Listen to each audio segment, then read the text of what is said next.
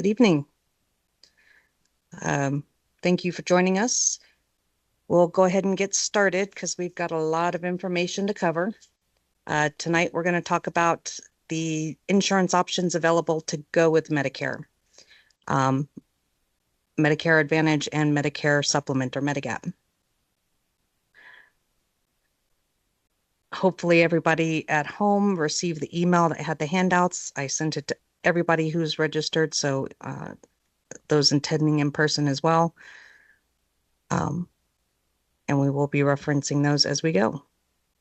So you already know where you're at, Area Agency on Aging. Again, I'm with the SHIP program, which is a federal program designed to provide information and education and advocacy on all things Medicare and all things that could possibly be related to Medicare. And we cover a total of 9 counties out of this Colorado Springs office. Is a federal program. Every county and every state has access to a SHIP program, typically at minimum by toll-free in-state phone number. And it will route them to the SHIP program closest to them in their county. Okay, so just a quick review of what we talked about last week. We covered Medicare A and B, eligibility, cost, coverage, all that kind of fun stuff. Medicare A and B, I will refer to typically as original Medicare, just for reference purposes. So again, just some quick housekeeping. I will pause to take questions throughout the presentation. If you are online, feel free to type your question in at any time, and I will address that when I do take pauses to answer questions. All right, so let's get started. Sorry, it's been a long week. All right, so once you have original Medicare, everybody has 2 primary insurance options to go with Medicare. And that is going to be, and these are the options that are available to absolutely anybody and everybody who becomes enrolled in Medicare. We're not going to talk about retirement plans or employer plans or anything like that. We're just going to talk about these 2 commercial products.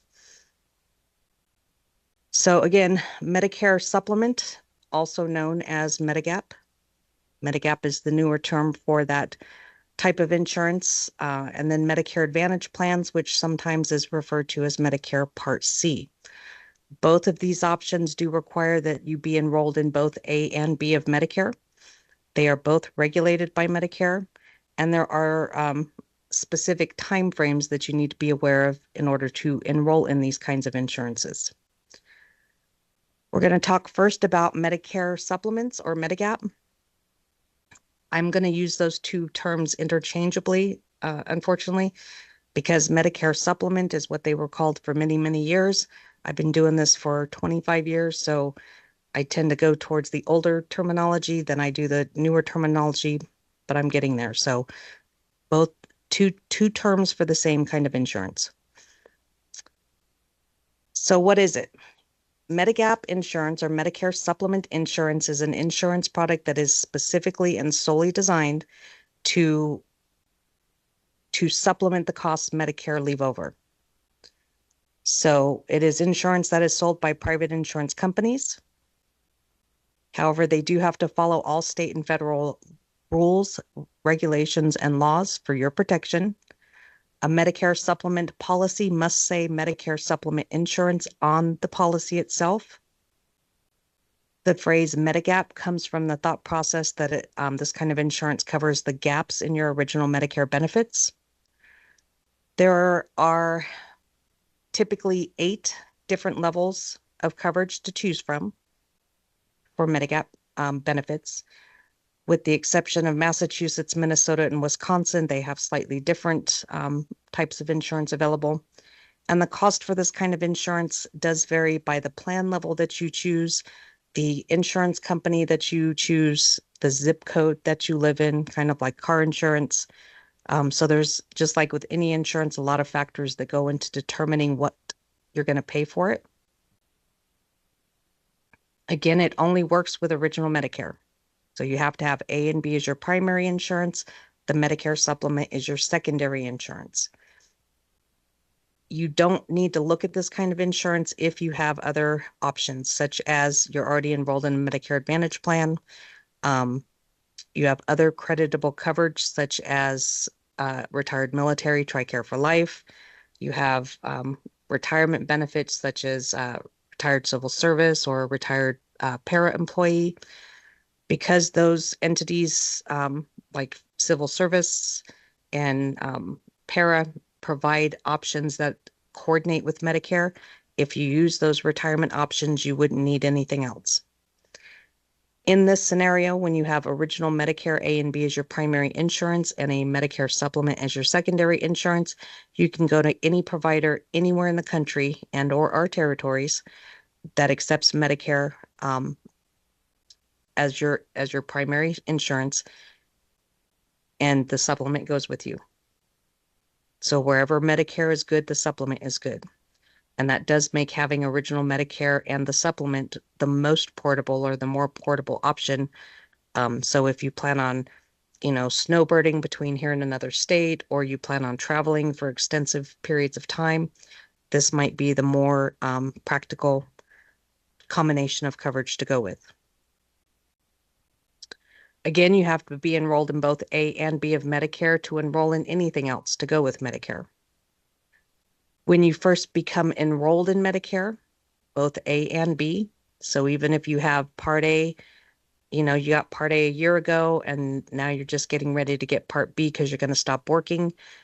Once you have both A and B, you are going to be given what they call a guarantee issue period into this kind of insurance. And what that means is you cannot be turned down for a certain amount of time to get into this kind of insurance regardless of health. And we'll talk about that a little bit more in a couple of slides here. Because outside of this specific time frame, you would be subject to underwriting and you could be denied this kind of insurance. In Colorado specifically, and some other states, but not every state, we also provide guarantee issue, ability to purchase this kind of insurance if you're on Medicare due to disability, if you're under 65. And the reason that is important is because if you're under 65 on Medicare, that means you have been determined to be disabled by Social Security, and typically there's going to be some sort of medical issue that would otherwise make it hard for you to get insurance. So Colorado does provide or have a provision that allows guarantee issue for people under 65 first getting Medicare. And those people will pay more in premiums because they are under 65.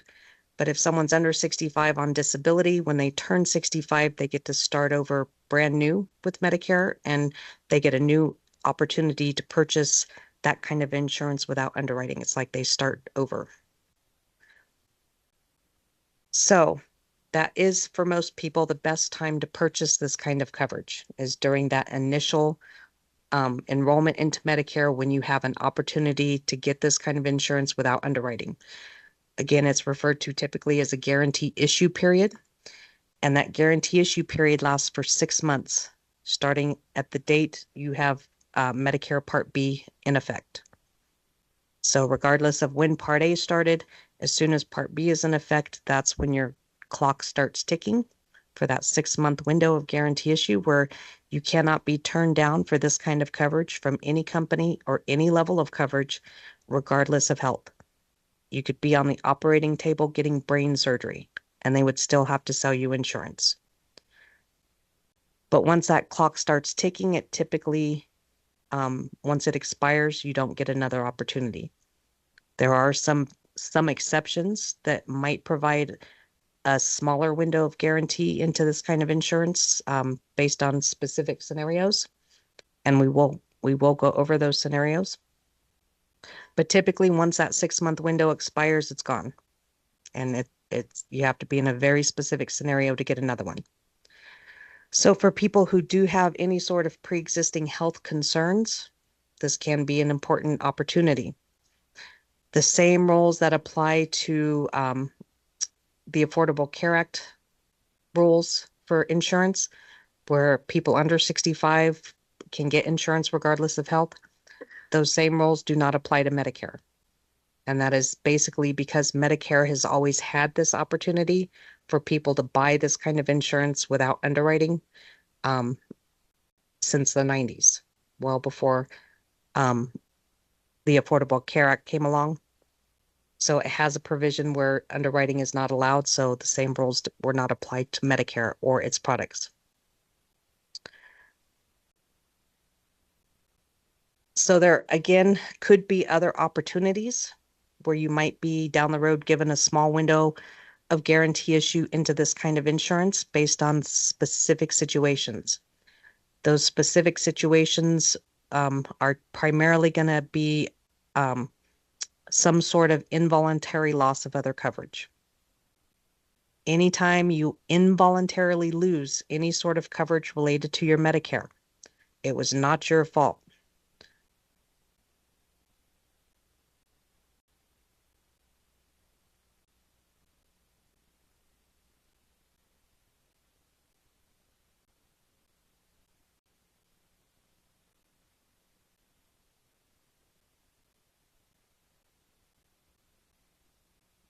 Health coverage when you stop working.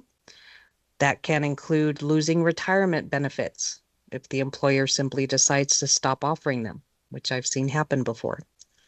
It can include the loss of COBRA. There's a couple of specific opportunities to have guarantee into a Medicare supplement that are based on your enrollment in a Medicare Advantage plan. We're going to talk about that in detail when we get to the section about Advantage.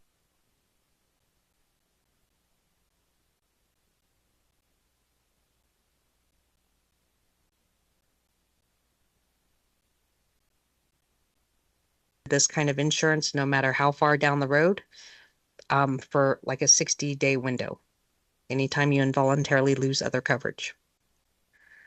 Medicare supplement insurance is solely and specifically designed to pay the costs that Medicare left over after they paid their part first for Part A and Part B services, period.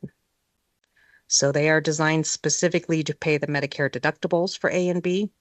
Potentially, they're designed to pay the 20% left over for Part B services after the deductible is met. They're designed to pay your hospital deductible. That's $1,676 every time you're admitted. But that's all they do. If Medicare pays their part first, the supplement will pay its part.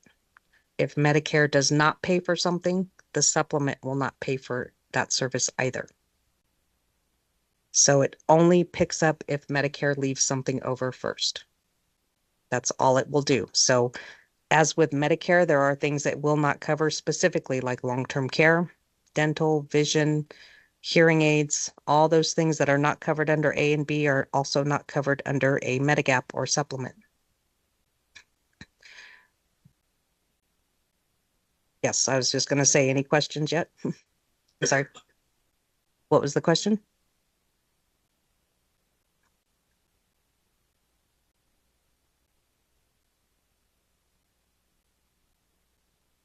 That cover long-term care, like home care or nursing home? So Medicare pays for anything that is considered medically necessary. Once a person's physical or medical condition is determined to be in a scenario where you're not going to get better, whether you're in a rehab or whatever. If your medical scenario is not going to get better, Medicare cannot help you anymore. And that's when like a nursing home stay or a rehab stay turns into a custodial stay, when you're not getting any better based on the services Medicare pays for, then Medicare stops paying because you're not getting better. You've what they call plateaued. And at that point, regardless of how long you've been there, it becomes a custodial stay or long-term care stay. Medicare only pays for medically necessary services. And once something's deemed not medically necessary, it's not going to be covered by Medicare. So you could be in a facility that you were getting Medicare covered services, and that facility could continue to keep you under a long-term care stay and may even be able to take long-term care insurance if you have long-term care insurance, but the two do not work with each other. So once Medicare's done their part, that's it. I don't know if that, maybe I'm not understanding the question.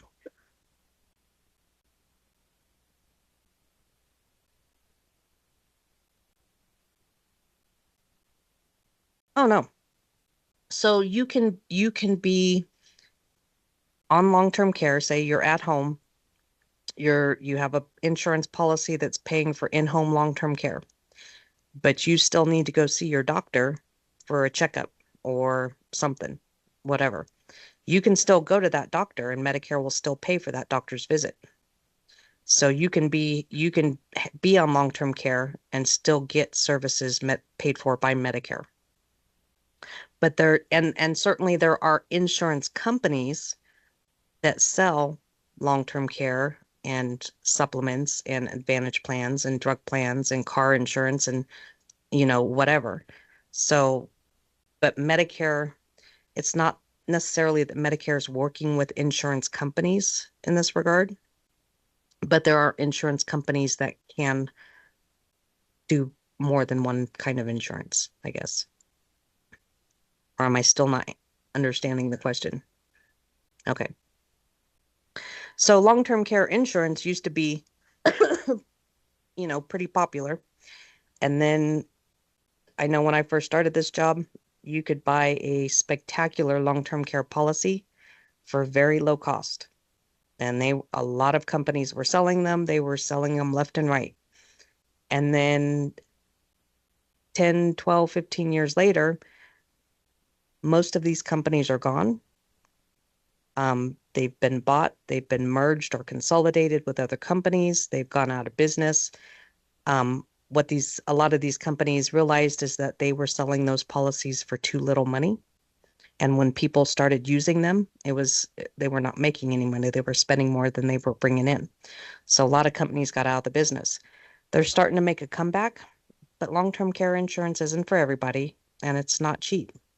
It's the kind of insurance that you're encouraged to look at purchasing in your late 40s, early 50s, so that you're paying the premiums into that policy for 10 or 15 or 20 years, so that by the time you may start accessing the benefits of that policy, you've paid in enough to make it worth the insurance company's while. But there are still few companies out there selling policies these days. Most of them are pretty good. But if you start looking at long-term care insurance, in your mid-60s, it's going to be expensive. And you have to pass underwriting. There is no getting out of underwriting with that kind of insurance. Okay. Any other questions? Okay. So I mentioned there were 8 levels of coverage to choose from when it comes to Medicare supplement insurance. This chart is outlining those 8 levels of coverage. The 8 levels of coverage are called plans, not to be confused with Medicare parts. So Medicare has Part A and Part B. Medicare supplements have plans. They're labeled A through N, kind of like the alphabet. It used to be A through J, and then Medicare decided to remove H, I, and J and simply continued going up the alphabet instead of just relabeling them. So we've got Plan A through N. On this chart, there is Plans C and D for anybody who becomes eligible for Medicare after 2020. C and D are no longer options for purchase.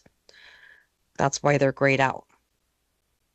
What each plan is what this chart is showing you is what benefits are covered after Medicare pays their part first under A or B, under each plan letter designation. So for example, under Plan A, covers basic benefits. And it says basic benefits is the 20% left over after Medicare pays their part first for Part B services. So if you purchase a supplement Plan A, that's all it's going to cover is the 20% for outpatient services. Plan B covers the 20% for outpatient services, but it also covers your inpatient hospital deductible every time you're admitted. Plan D covers inpatient hospitalization deductible, covers your Part B 20% coinsurance. It also covers the skilled nursing facility coinsurance. So after day 20, starting at day 21, when you're paying $109.50 per day, Plan D and higher pays that $109.50 per day for as long as you're in the rehab facility. Starting Plan D and Plan G also have what's called a foreign travel emergency benefit.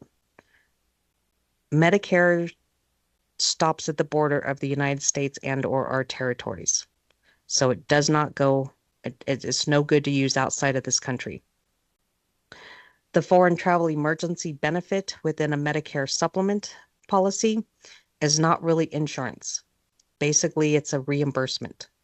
So if you are in a foreign country and you have a medical emergency, you usually pay for that emergency while you're in that foreign country.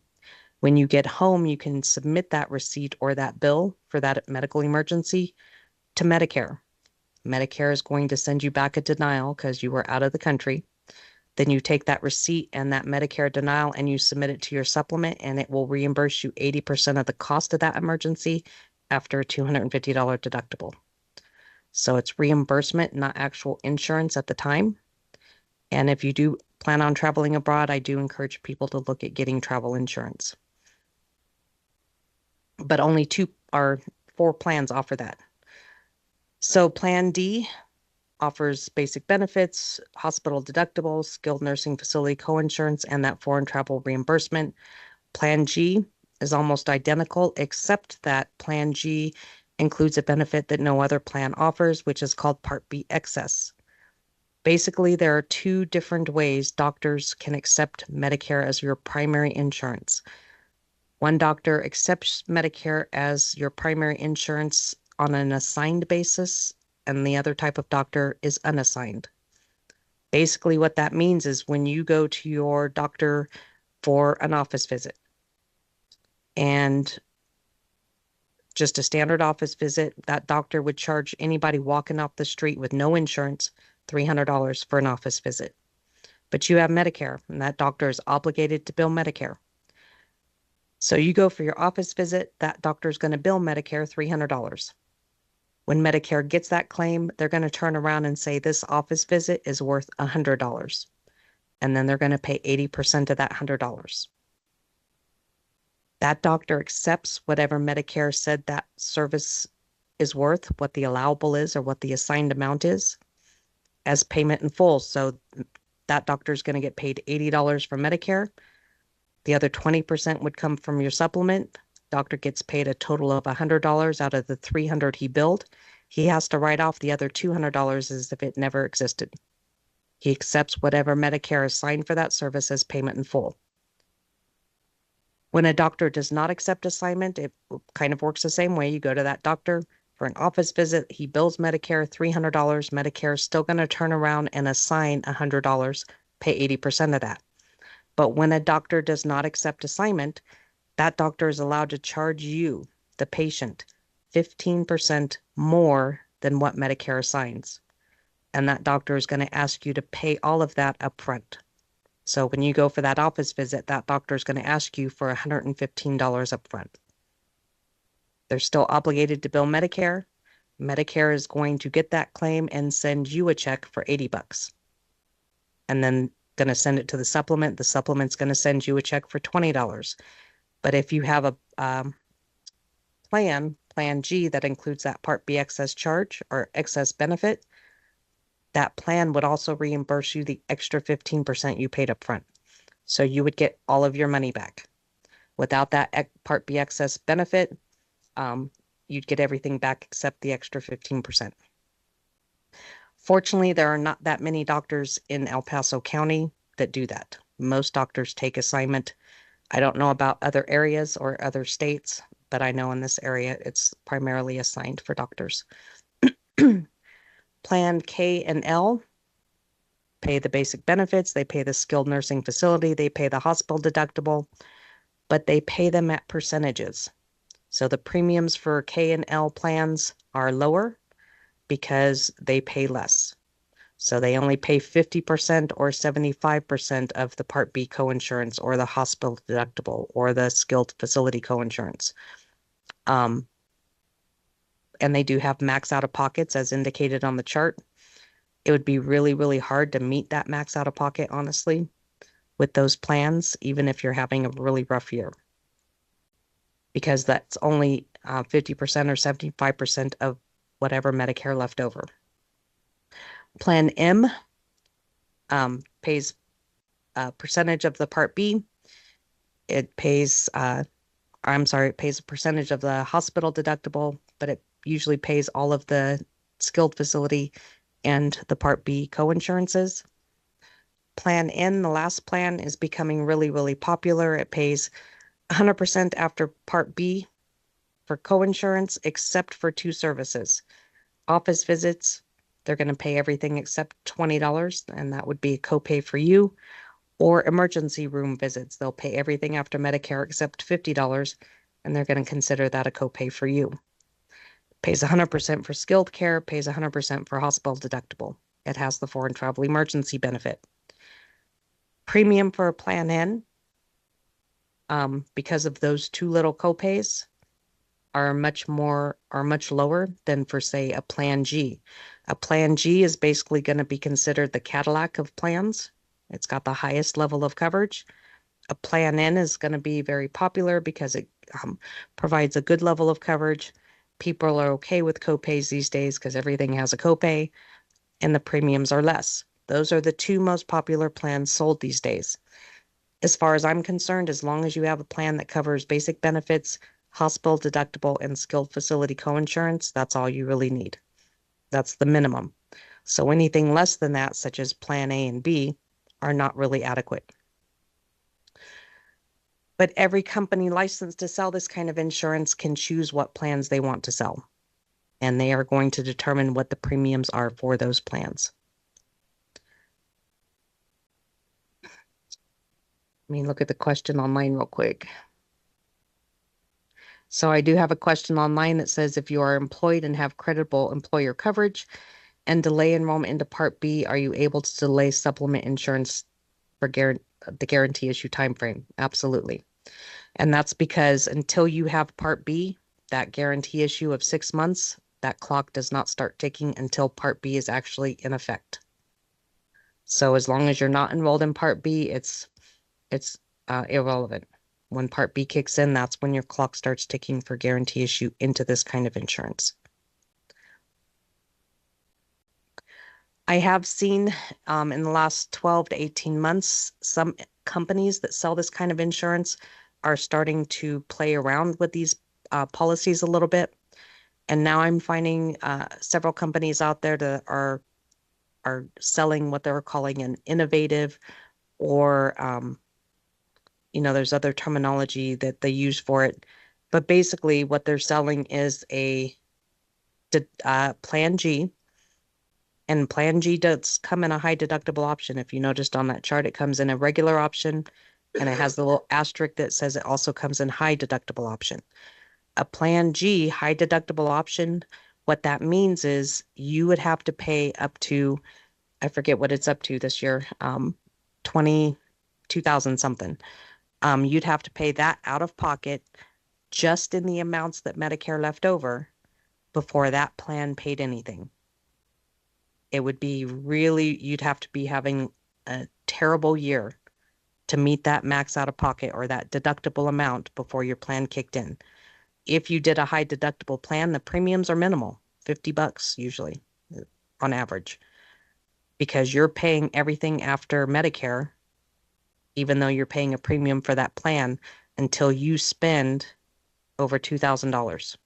I want to say it's like $2,800 this year before that plan kicks in, and that renews every year. That starts over every year.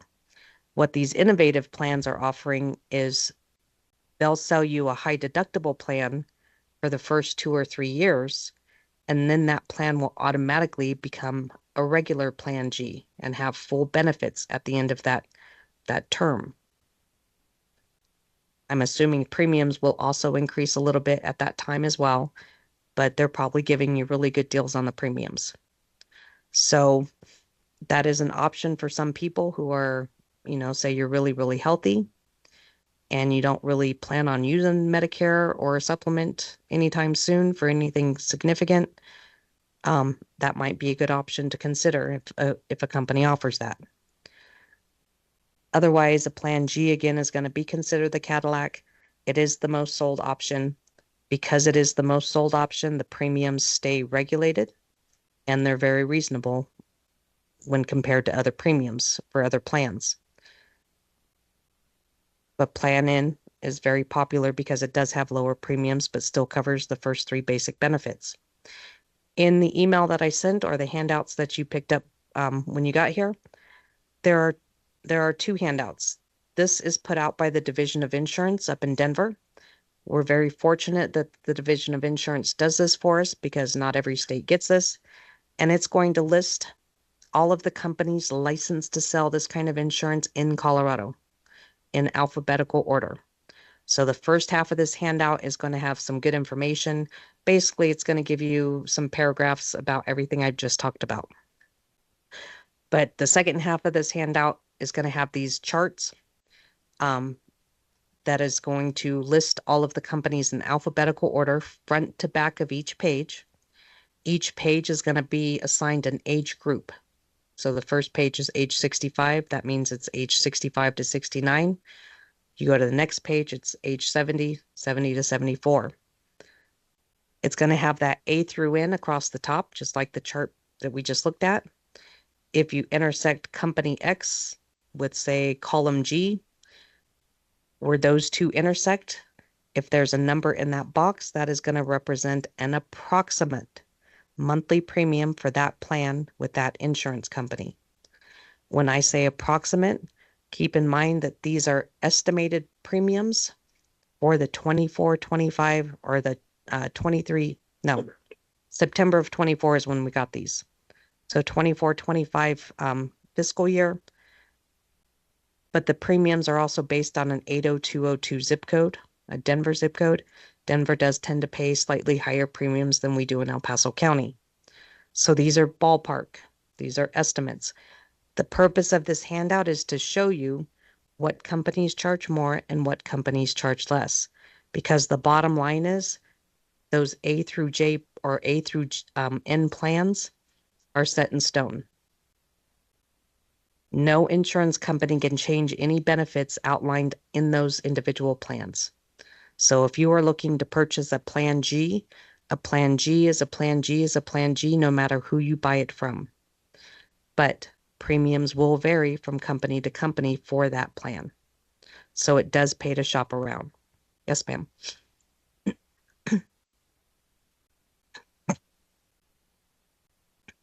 Mm-hmm.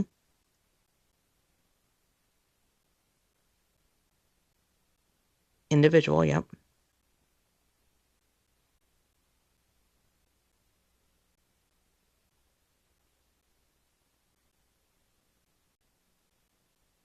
Correct. Correct. So it does pay to shop around. It's the same plan. You get the same benefit no matter who you buy it from. So there is no advantage to paying a higher premium when another company will sell it for a lower premium. You're getting the same coverage no matter who you buy it from. So it does pay to shop around. Now we do have the ability, we have finally gotten access to a search engine that allows us to provide real-time estimates or real-time premiums. And this search engine is updated on a weekly basis, we're told. So if that's something anybody is interested in, you're welcome to give us a call. We're happy to provide you with a printout of all of these plans with exact premiums based on that date. But really the point of this handout is to show you who charges less, who charges more, so that you can narrow down the companies you might actually want to make contact with when looking for this kind of coverage. So yes, this is strictly for Colorado. These plans do go where you go because Medicare goes with you where you go. So if you move from Colorado to another state and you have Medicare and a supplement, it goes with you. However, when you get to that other state, when you do that change of address and tell the supplement plan, your premium may change, but they cannot say you can't take it with you. It goes where Medicare goes. So, yeah, they are portable, but every state is going to vet or approve their own through their own process what companies they're going to allow to sell coverage in that state. So all of these companies listed here have been vetted through the Division of Insurance and approved to sell this kind of insurance in Colorado. Keep in mind that insurance is insurance and premiums increase. Just like with any other insurance, rarely, if never, do they go down. So you do have to anticipate and budget for a premium increase, at least on a yearly basis. Typically after January 1st, most insurance companies will increase a premium. Some companies may have a premium increase to your plan on your anniversary date. That might be a question you want to ask any company you decide to contact for more information. But this is going to give you a place to start. Certainly, there are a lot of companies that might be listed here that you may never have heard of. I know there's always one or two there that I've never heard of, but they have been vetted by the Division of Insurance. So they're legitimate companies. And this gives you a place to start as far as where to look and who to make contact with.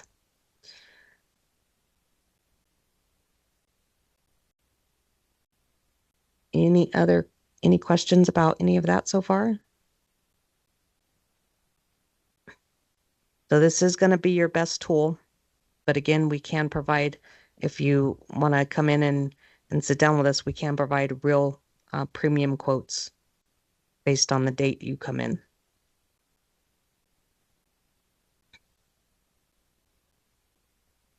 So we're all good with that? Because now we're going to move on to Advantage plans. So Medicare supplement insurance is pretty cut and dry. It's a private policy. You purchase it from a private company. You pay that company premium separately. These companies do not contract with Medicare. They're simply designed to coordinate with Medicare. Premium increases are regulated by the Division of Insurance. On average, a premium will increase 7 to 15% per year, per month, per monthly premium. Some companies will offer household discounts. So if two people under the same roof buy policies from the same company, they may offer a discount. Also keep in mind that many of these companies have started initiating application fees or policy fees, which is relatively new because they never used to do that. I've only seen them start to do that in the last 4 or 5 years. $20, $25 usually, but you do have to, in many cases, pay a small fee to even submit an application. Some companies will do applications over the phone. When you're in guarantee issue, again, they cannot turn you down for any reason, but you do have to answer medical questions on any application. They just can't use that information against you. And I think that's all I've got to say on supplements. All right. Medicare Advantage plans. This is where things get tricky. Medicare Advantage plans are the newer product for Medicare, and they are very, very prolific these days. So a Medicare Advantage plan is a insurance benefit that private insurance companies have contracted with Medicare directly to offer this coverage. Medicare basically pays Medicare Advantage plan insurers to become Medicare for you. So they take over your Medicare benefits when you enroll in these plans. That's why sometimes they used to be referred to as replacement plans. So when you enroll in a Medicare Advantage plan, that plan becomes your Medicare A and B and D for drugs in many cases. In a Medicare Advantage plan, you still have all the rights and protections of original Medicare. They are still required to provide any and all Medicare covered services and benefits, and you still have all the benefits of Medicare. But they're called Advantage plans for a reason. and most Advantage plans offer extras, benefits or services that are not covered by Medicare, such as dental or vision, hearing aids, free gym memberships, those kinds of things. As time has gone on, the number and type of extra benefits being offered has expanded. But I think we might start seeing a scaling back of those extra benefits. So we're trying to pay close attention. There are a lot of these kinds of plans available. I can tell you in El Paso County alone this year, there are over 50 different Advantage plans to choose from. And that is only from a handful of companies, 6 or 7 companies. There are over 50 plans to choose from. Most of these plans will include Part D drug coverage at no extra cost. So it's most of the time it's included. However, there are some requirements. You must, if you enroll in a Medicare Advantage plan, you can only enroll in a plan that is available for purchase in the county you live in, your primary residence, because these plans vary from county to county. So in Custer County, there are 16 plans. In El Paso County, there are over 50 plans.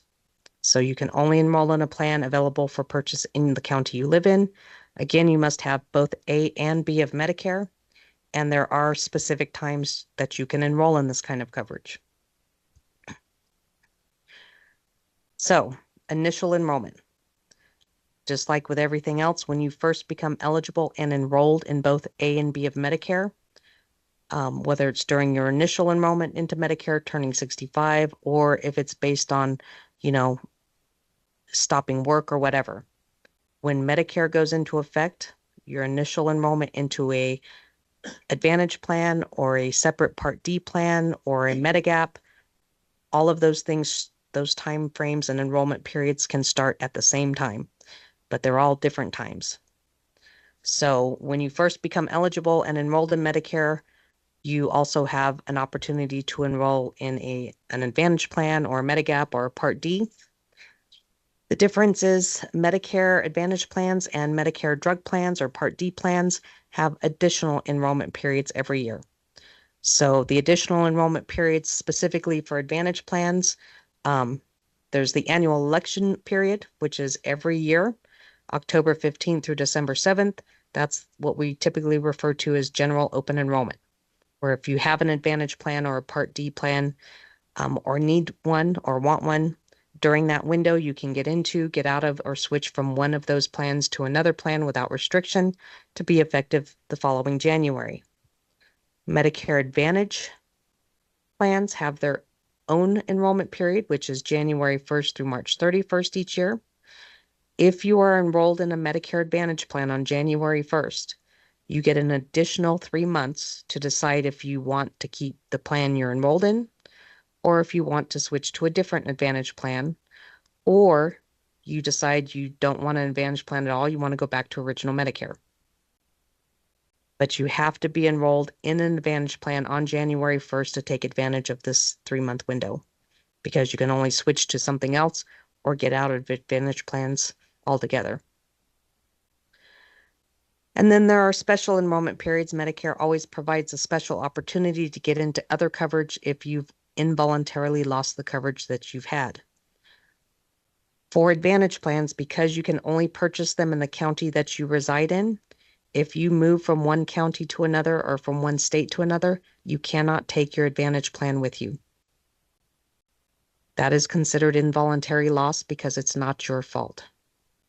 So anytime you have a scenario where you involuntarily lose that coverage, or any coverage that coordinates with Medicare, when you get to where you're going, whether it's a new county or a new state, you have an opportunity, regardless of what time of year it is, to either enroll in an Advantage plan available in the state or county you move to, or you get a small 60-day window of guarantee issue into a Medicare supplement when you get to the county or the state that you move to.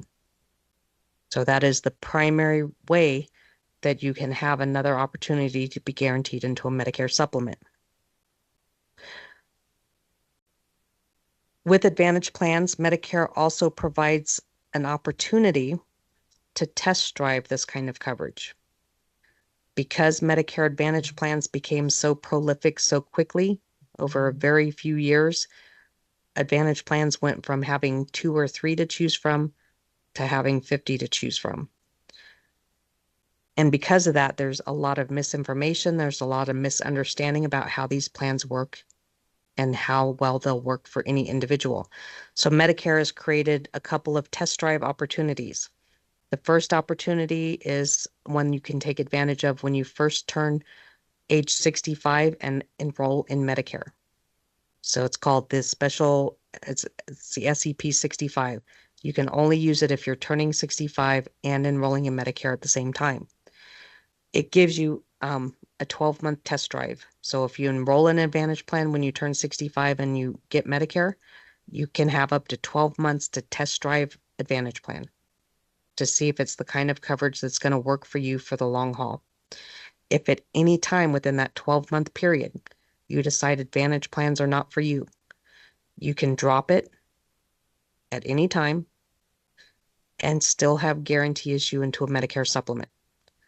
Keeping in mind that the initial 6-month window of guarantee issue into a Medicare supplement is running concurrent with this 12-month test drive window. But what it does is it extends that 6 months of guarantee issue. So if you have the Advantage plan for 10 months and you decide to drop it, it extends the 6 months of guarantee issue into a supplement for another 6 months. But it does limit the options you have to enroll in, the plans you can choose to enroll in during that second 6-month window. Yes. Mm-hmm.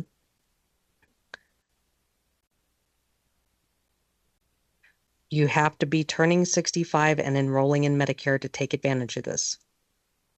So if you delay enrollment into Medicare because you're working, you're 66 and whatever, and then you enroll in A and B, you cannot use this opportunity, this test drive. So only for turning 65. So it does extend the ability to get guarantee issue into that Medicare supplement during that first 12 months of window. But it does limit the plans you have to choose from for that Medicare supplement. But still pretty good. If you choose to stay with the Advantage plan at 12 months and 1 day, you lose that window to be guaranteed into a supplement. The thing with supplements is they don't have enrollment periods. There is no annual opportunity to change your supplement or to look at other options. Once you're in a Medicare supplement, you're in, and they can never turn you down or cancel your policy for anything other than non-payment of premium. Once you're in, you're in. Once you're out, you could be out. You can apply for a Medicare supplement at any time for any reason. You can have multiple Medicare supplements. As long as you can pass underwriting outside of that window of guarantee issue, the sky's the limit. So if you want to hop around and, try and get better premiums from any of those companies listed in that handout, you can do that at any time for any reason. It's once you develop any sort of health issue that becomes problematic. And it becomes more important to make sure that you're comfortable with the supplement that you purchase, because that may be the insurance you have to go with Medicare for the next 20 or 30 years. So you want to be sure you're comfortable with what you purchase. These windows of opportunity, special enrollment periods, and test drives let you be sure that that's what you want to do. The other test drive opportunity is for people who got Medicare and enrolled in a supplement. And say you have that supplement for 4 or 5 years. And you finally break down and decide you want to try an Advantage plan because all your friends have Advantage plans. You pay a monthly premium for your supplement, but they pay nothing. They love their Advantage plans. You're going to try one. Because you've had a supplement without any break in that coverage for however long, 3, 4, 5 years, during the next annual enrollment period in October, you can drop that supplement beginning in January, enroll an Advantage plan to begin in January, and have 12 months to test drive it. If you decide Advantage plans are not your thing, It gives you guarantee issue back into the supplement you dropped only. So again, it's another opportunity to try it out, try Advantage plans out. But if you decide they're not for you, at least you're guaranteed back into what you dropped for your supplement. So you're not risking losing any coverage either way. And I encourage people to take advantage of those test drives, especially if you're kind of on the fence on what kind of insurance you might want to go with, because Advantage plans are very attractive. And let's talk about why. Out-of-pocket costs, how Advantage plans work compared to how Medicare and a supplement works, two different animals. Medicare Advantage plans have some out-of-pocket costs in the form of copays or co-insurances. Some of them have monthly premiums, but the majority of Advantage plans have 0 monthly premium. So there are no additional monthly cost to you. As long as you're paying your Medicare premium, Advantage plans, most of them have no extra cost. But in exchange for those lower premiums or 0 premiums, you will have to pay a copay or a co-insurance for almost every service you receive. So every time you walk into a medical provider's door, you may be expected to pay something up front in the form of a copay. So generally, again, you're going to get all the same services that Medicare covers. They cannot not cover something Medicare would pay for. Most of them will include Part D prescription drug coverage. However, you may be limited to what doctors and providers you can go to. Most Advantage plans are going to be HMOs or PPOs. So they're going to have a network of doctors that they want you to use. And you're usually going to want to stay in that network. And for all intents and purposes, that network is going to be within the county you reside in. That's your service area. And if you go outside of your network or outside of your county, you're either not going to be covered at all, or if you're covered by your plan, it's going to be at a higher out-of-pocket cost. And then just to make things more interesting, there are more than just those two kinds of Advantage plans. So under Advantage plans, we've got HMOs, we got PPOs, preferred provider organizations, fee-for-service plans, special needs plans, and now they've started throwing in a point of service add-on to some of these plans, which is kind of makes them a hybrid. Although the point of service is not standardized, so one plan may say their point of service is you can go to any dentist that you can find. Other plans may say their point of service benefit applies to hearing aids or something like that. So any point of service designation is going to be very specific to each plan. There are also, fortunately, Colorado doesn't have any of these, but there are also Medicare savings accounts out there. We don't currently have any demonstration or pilot programs, but we do also offer in Colorado PACE programs for all-inclusive care. And we're going to look at each of these plans very briefly. You can also get a list of all of the plans available in Colorado in the Medicare and You handbook that is specific to Colorado. Once you're enrolled in Medicare, so if any of you are enrolling in Medicare early this year, you may get a Medicare and You handbook automatically in the mail around September. If you don't, then next year you'll start getting one in the mail every year around September after that. And now they're state specific, so when you get yours in the mail, it is specific to Colorado, so it lists the plans only in Colorado. All right, HMOs. If you've ever had an HMO through an employer or, some sort of work, you know what I mean when I say an HMO is an HMO. It's the most restrictive kind of coverage. You're required to use whatever network of providers and facilities that plan has contracted with. If you do not use someone in that network, the plan pays nothing. And again, because these plans take over and become your Medicare, Medicare pays them to provide all the Medicare services. You still have A and B in the background. You still have to pay for A and B, but these plans have taken over all those benefits If you go out of network, Medicare is not going to pay for anything either. So it's all out of pocket, out of network in an HMO. Also may be required to get prior authorization for some services and will be required to get referrals to see specialists. All of these plans do provide you coverage outside of your service area in a medical emergency or urgent need. HMOs will always include drug coverage.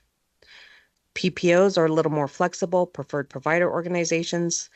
They have a network of providers and facilities they would prefer you use, but they're not going to require that you use them.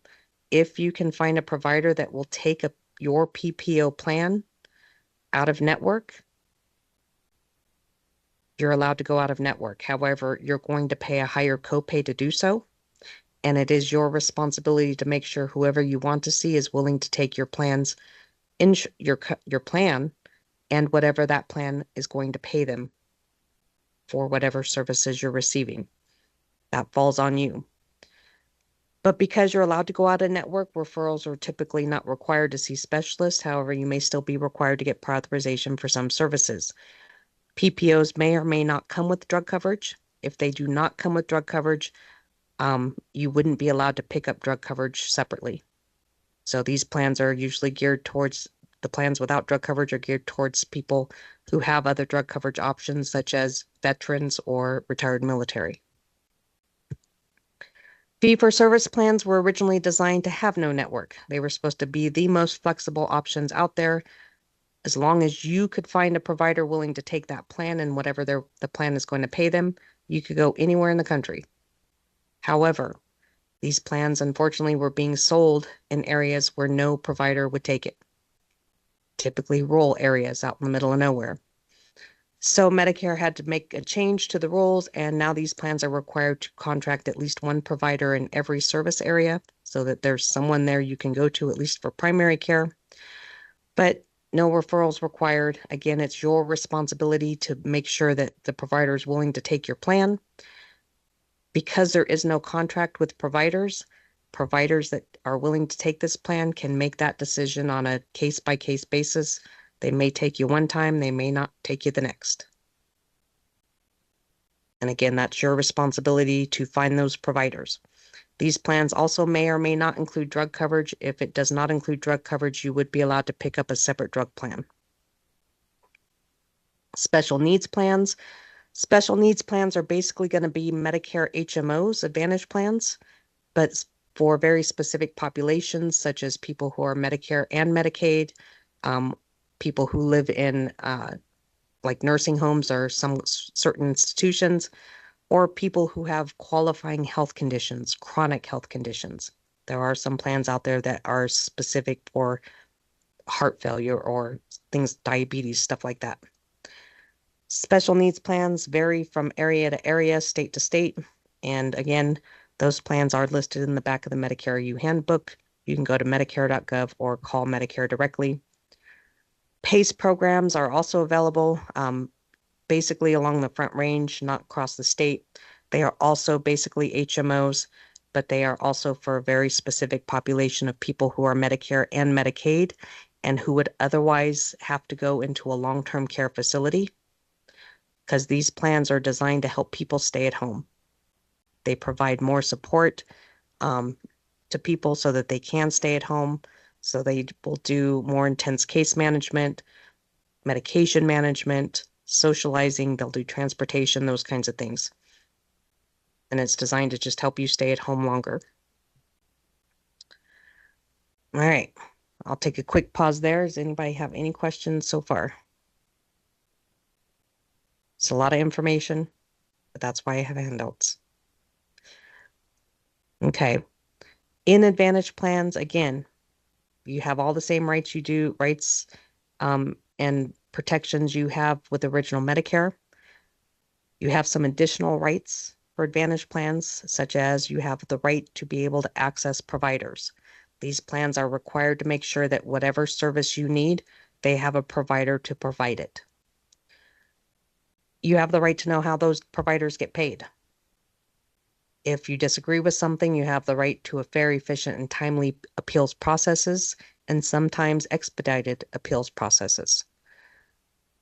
You have the right to get information about your plan in easy to understand language. And of course, you have the right for all of your information to remain private. Now, again, these plans have grown very quickly in number in a very short time. And that means there are a lot of people out there selling these plans. Medicare has had to make some rules. There are many, many things that agents and brokers cannot do when trying to sell these plans to beneficiaries. So things they cannot do, they cannot approach you in common areas. They can, so if they have a table set up in Walmart, they cannot chase you down. If you walk up to their table, they can talk to you, but they cannot say, hey, come over here, let me tell you about this. They're not allowed to do stuff like that. Parking lots, hallways, lobbies, that kind of stuff. They're not allowed to send you unsolicited texts or emails. Now, if you've never ever had any sort of relationship with a specific insurance companies, they're not allowed to solicit you. If you've ever been in any insurance company system, you may get solicited.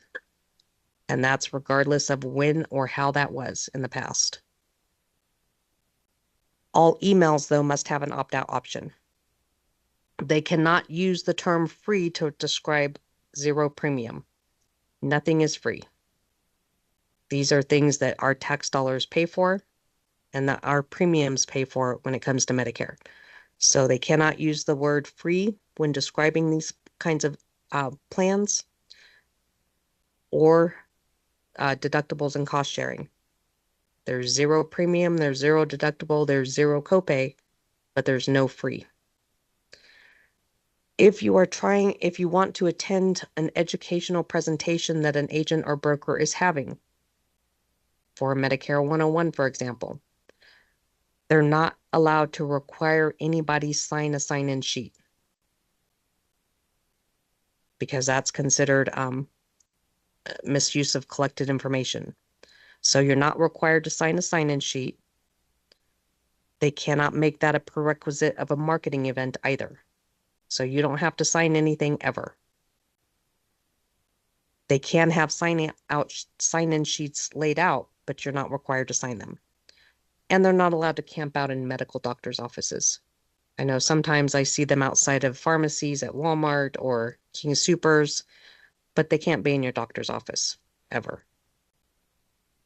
They also cannot go door to door. They cannot put flyers or door hangers or anything on your doorknob. They're not allowed in apartment complexes. Sometimes they get in. Sometimes they will put flyers or door hangers on everybody's door on every floor. They're not supposed to do that. They're not allowed anymore, and I forgot to change this slide.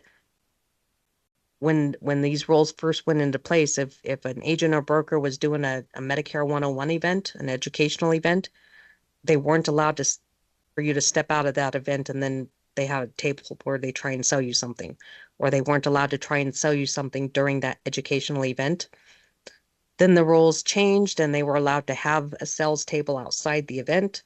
The rules have changed back to where they're not. They have to have that sales event X amount of hours later at a different location. So, and that's a good thing. They cannot feed you. They can provide light snacks, coffee, tea. They cannot buy you dinner. So if you've gotten a flyer or a postcard in the mail that says, give us a call, we'll feed you dinner at, Golden Corral or whatever. Just come and listen to us talk about Medicare. They're not allowed to do that, ever. And I have seen that happen. I've had one of my counselors secretly shop 2 of those events last year. That shouldn't have happened. They can provide some promo items or those kinds of things, as long as the item is not worth more than $15 or collectively, if you go to multiple events, more than $75 per person per year. Again, cannot go door to door. Can't stress that enough. Cannot go door to door. All these plans must submit any marketing material to CMS for approval. I'm not sure how thorough they are in doing that because I still see some commercials that are very questionable. They're supposed to comply with do not call registries. We all know how well that works sometimes. They must obtain your permission to contact you. No cold calling, no knocking on your door. If you want to talk to them, you'll let them know, and they have to have signed permission. And if you schedule an appointment to talk to any of these agents and brokers, they have to have you sign a piece of paper called a scope of appointment. They're only allowed to talk to you about one product at a time. So if you schedule an appointment with them to talk about Advantage plans that they sell, that's all they can talk about. If they happen to mention that they also do supplements and they also do annuities, they can mention it, but they can't talk to you about those products. They can schedule another appointment with you to talk about those products, but they can only talk about one product at a time when it comes to Medicare stuff. And that's just skimming the surface of the rules they have to follow. If you wanted more information, please let me know. So that's Advantage plans in a nutshell, just to make things as confusing as they possibly can. So things to think about if you're looking at Advantage plans, you want to make sure that if that plan includes prescription drug coverage, that it covers your specific drugs. Every Part D plan and every Advantage plan that includes a Part D will cover a different list of drugs on their formulary. So you want to make sure whatever drugs you need covered are covered by the plan you're looking at. If you already have doctors and providers that you want to keep now that you have Medicare, make sure that those providers and doctors take whatever plans you're looking at. Because if you enroll an Advantage plan that your doctors and providers do not take, you cannot go to those providers anymore. It used to be more common where you had to worry about what hospital network you preferred. We've always had Penrose and Memorial, whatever they're called now, Common Spirit and UC Health or whatever. Most plans are good at both. That's relatively new in the last couple of years. If you doctor a lot, if you have to see specialists on a regular basis, is that plan going to require you get a referral from your primary doctor before you see that specialist each and every time? That might be another consideration. A lot of people look at just the extras, the dental, the vision, the gym memberships, whatever. Please, please, please look at the primary coverage. The dental and vision is all well and good. But what people don't realize is the dental and vision, those extra benefits offered by these plans, is usually pretty minimal. And it's usually going to be, you have to use their dentists or their vision people or, whatever gyms they contract with. There's always going to be limitations. So if those benefits are something that you're really looking at, when you're looking at this kind of coverage, make sure you have whoever you're talking to explain how to use those benefits thoroughly so that you understand what has to happen for you to get the coverage from those benefits that you're looking for. I did include another handout. I love this handout. It was originally done by the Division of Insurance, but I've been updating it for the past many years. It's a really good explanation of all the different Advantage plans, the pros and the cons, the good, the bad, and the ugly. So it really helps better explain how these Advantage plans work, the different kinds, and the pros and cons.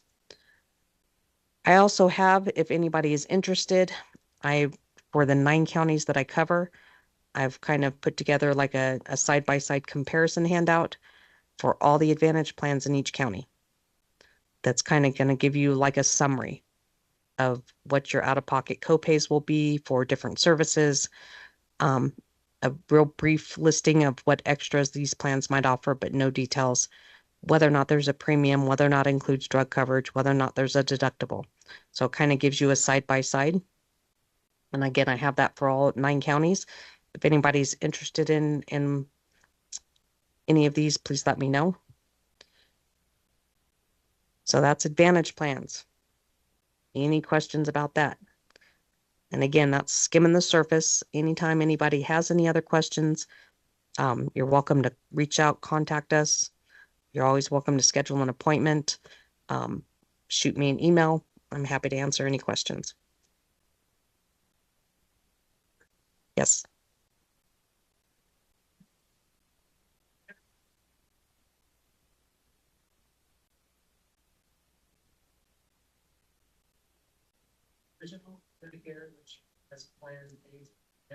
Supplement, yep.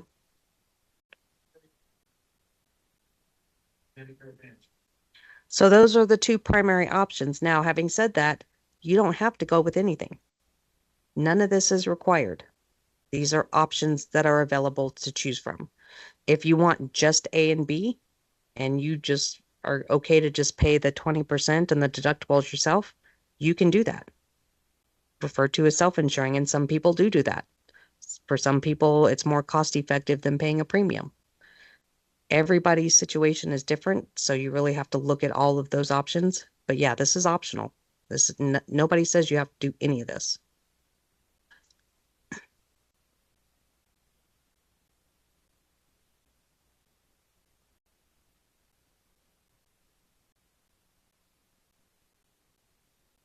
Again, for a supplement, because there's no annual enrollment period, as long as you can pass underwriting, you can apply for a supplement at any time for any reason. But you have to be able to pass underwriting outside of your guarantee issue opportunities. For Advantage plans have multiple annual open enrollment periods. So for any reason at any time in the future during an open enrollment period, you can get into an Advantage plan. In, out, or one from another with no restrictions.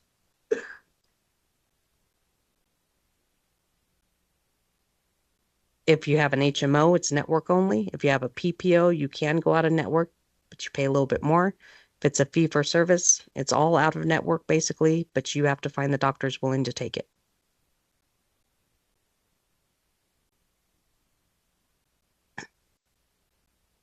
Well, you want to make sure that you know where your providers are and who's going to take what. Because in the PPO and the fee for service, it's your job to find a doctor willing to take your insurance. And if you can't find one, that might be where issues lie. But again, even with the fee for service plans, they're required to have at least one provider in every county so that at least you have primary care. But every other doctor, it's, their choice, case by case. So if you ask around and you can't find any doctors willing to take a fee for service plan, that's not the plan to go with. That doesn't mean they're not going to take any Advantage plan. They may contract with HMOs. They just may not contract with fee for service plans or PPOs. So every doctor out of those 50 plus plans out there in El Paso County, doctors can pick and choose which one of those individual specific plans they want to take. So even if, for example, Humana offers like 9 or 11 plans in El Paso County, they can pick 4 of those plans they want to take and not want to take the rest of them, even though it's all Humana.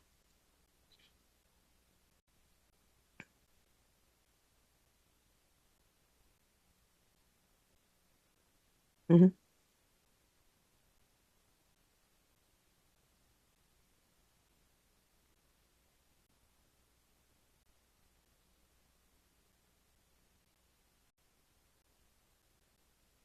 Mm-hmm.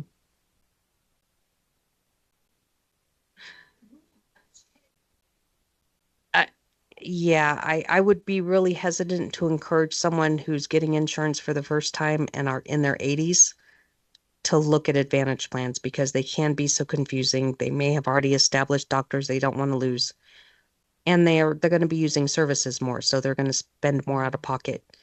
If they have an opportunity, I would probably encourage them to look at a supplement, pay the higher premium to know that what their coverage is going to be no matter what. The other thing about Advantage plans is that they can change from year to year. They can reduce benefits, they can add benefits, they can increase premiums, they can increase copays. They're going to make changes every year, whatever's most financially advantageous to them. So the Advantage plans do not stay as consistent as, say, a Medicare supplement. Plans can decide to leave the county or the state, and just drop you. You don't drop them, they drop you. Of course, that provides you guarantee issue and get always an opportunity to get into something else. But there's going to be less consistency, and there's um more you have to pay attention to every year to make sure that you know what may or may not have changed with an Advantage plan. And those changes will be, you'll be advised of those changes during open enrollment every year so that you know what you're getting into, so that during open enrollment, if you decide you don't like those changes, you can find another plan. But there's always going to be that ability for these plans to make changes every year. So someone in their 80s may not, it may not be to their advantage to have to keep up with that. Or they may use more services. It may not be to their advantage to pay those copays or worry about who's in network and who's not. But again, everybody's situation is different. Everybody's financial situation is different. Health situation. I don't care who you are and how similar you are to your neighbor. Everybody's situation is different. Everybody has to take different factors into consideration as far as what's going to work best for them. And that's really the benefit of sitting down with a counselor one-on-one, is so that we can help people understand, you know, what their scenario, what their situation is, what factors they want to look at. And finances has a lot to do with it as well. If you can't afford to pay $100+ a month for the supplement, knowing that's going to increase over time, that becomes a factor. When there's this big fat zero premium Advantage plan slapping you in the face every time you turn around. Those are things to take into consideration.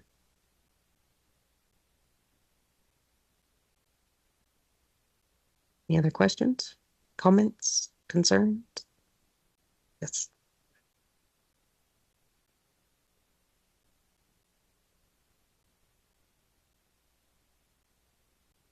As far as Social Security,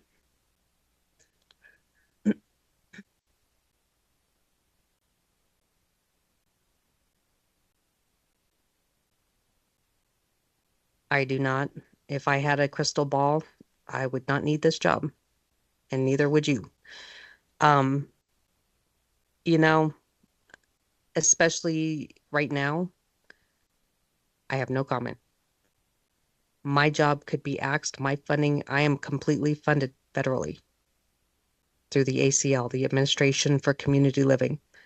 I may not have funding at any moment right now.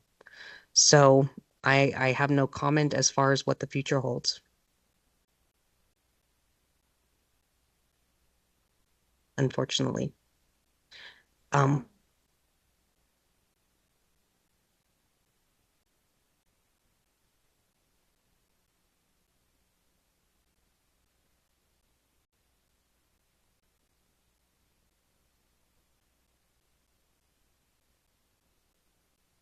so if you're an Advantage plan and you're outside of your county, outside of your state, you're visiting family, you're on vacation, if you have a medical emergency or urgent medical need, the plan will cover you outside of your area, always.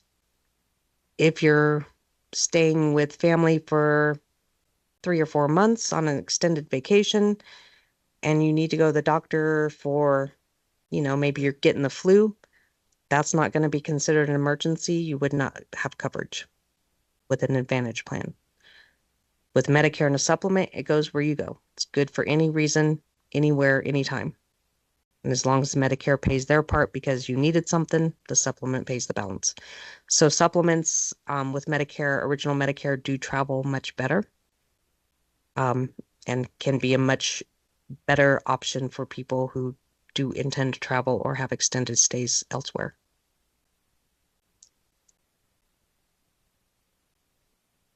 Sure.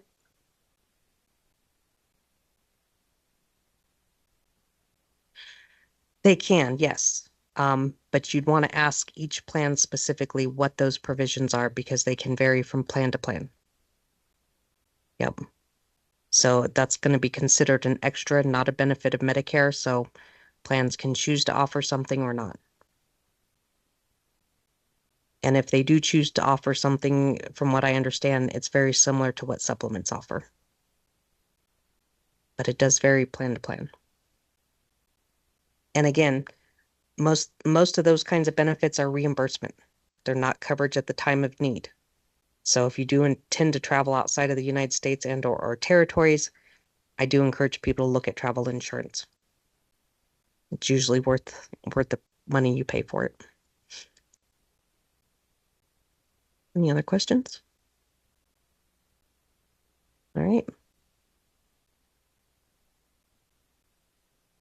I can. Yeah. If you guys want one for El Paso County, I can go print one out real quick. All right. I know we're over time, so I'm going to breeze through the last couple slides. There is financial assistance available for people with Medicare. I may have touched briefly on this last week. These are federal programs. They're specific, if my slides will stop advancing, specific for people with Medicare because they only help cover Medicare costs. They have income and asset limits that you have to be within in order to qualify. And if you qualify, what these plans or what these programs will do is pay the Medicare Part B premium so that that amount is not deducted from Social Security. And if you're at the lower income and asset level, it could also cover the Medicare deductibles and coinsurances and act very much like a Medicare supplement based on that lower income. We do help with those applications if anybody wants more information. Again, I mentioned last week our sister program, Medicare Senior Medicare Patrol, is education and information on fraud, abuse, and reporting for fraud with Medicare and Medicaid. And we're always looking for volunteers for both of these programs. And that's it. So if there are any other questions, I'll take them now. Otherwise, I will go. Did everybody want one of those side-by-side printouts or just the one? Okay. Yeah, happy to do that. Okay. All right. Any other questions? You're welcome. Again, if you have any other questions or you think of something later, feel free to shoot me an email. My email is on the flyer that you received last week. It's also in my emails. Welcome to contact me at any time. Next week, we will be talking about just Medicare Part D, the drug benefit, the newest benefit of Medicare. And we'll go into how that works specifically and how it works on its own and or as part of an Advantage plan. And as always, I will email you with the slides and any relevant handouts that pertain to that prior to the presentation. And if there is nothing else, I'll let you guys get on with your evening. I appreciate you coming in and your attendance online. Please feel free to let me know if there's anything you need or any questions. And hopefully I'll see you all next week. You're welcome. Thank you.